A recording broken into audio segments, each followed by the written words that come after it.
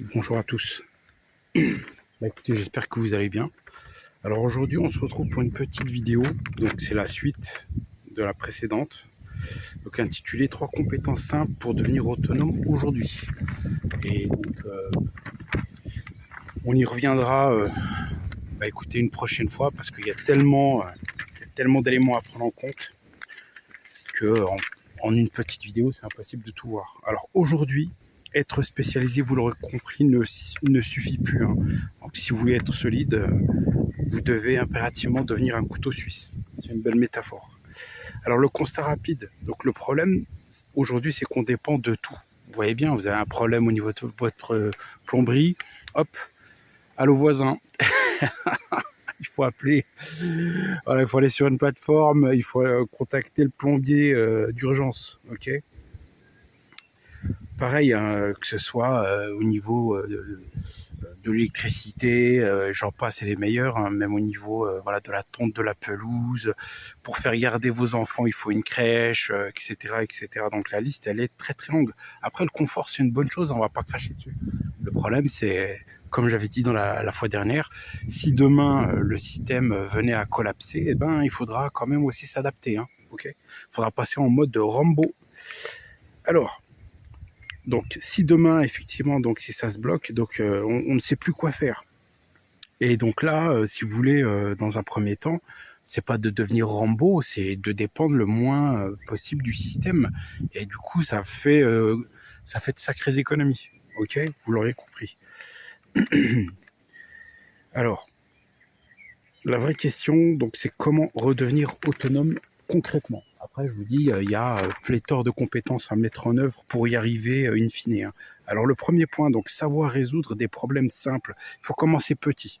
Alors, première compétence, donc déjà apprendre à résoudre des problèmes du quotidien. Donc, par exemple, déboucher un siphon, commencer à faire une vidange sur votre véhicule, apprendre à tondre, apprendre à cuisiner, etc. Donc ça, c'est des choses, on va dire, du quotidien.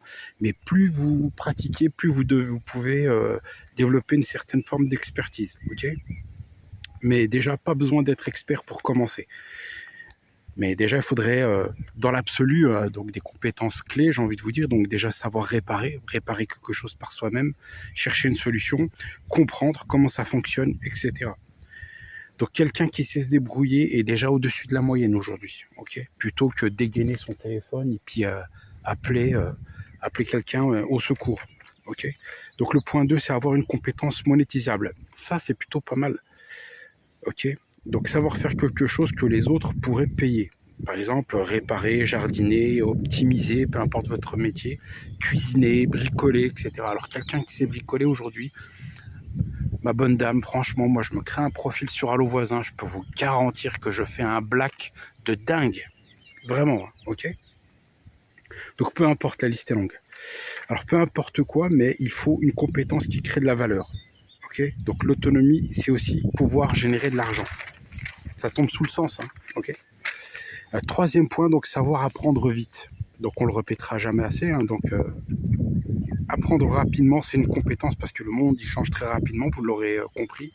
Donc ce n'est plus ce que vous savez au jour d'aujourd'hui qui compte, mais bien votre capacité à rebondir et à vous adapter surtout. C'est hyper important. L'adaptation aujourd'hui, c'est là on est clairement dans un schéma darwinien. Okay.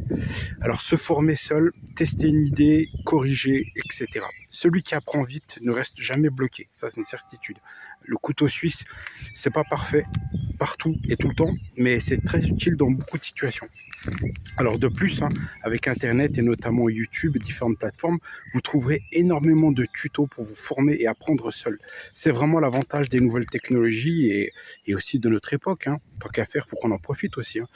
Donc avec Internet et maintenant l'IA, donc on a vraiment des outils performants quand même hein, pour développer nos compétences et se former en continu, même si cela ne remplace pas une vraie formation avec des vrais profs, des vrais formateurs en chair et en os, voilà, avec pratique, stage pratique sur le terrain, en entreprise, etc.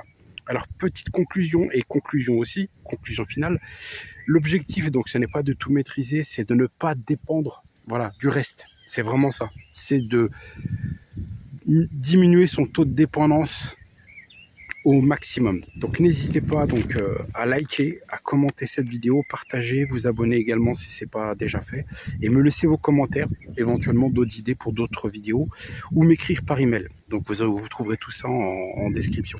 Et je vous dis à bientôt pour une autre vidéo. Merci de m'avoir écouté.